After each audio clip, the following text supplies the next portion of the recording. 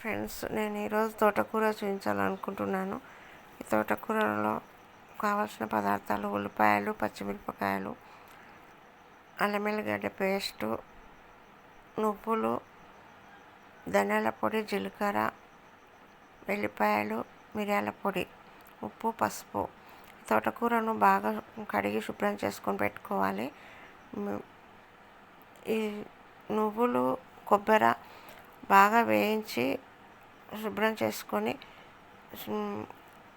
Powder చేసుకొని పెట్టుకోవాలి మిక్సీలో వేసి.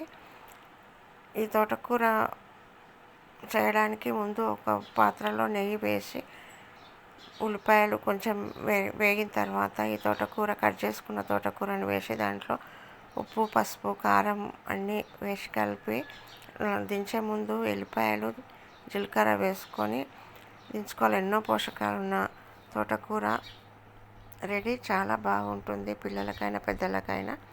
ఈ తోటకూర నచ్చినట్లయితే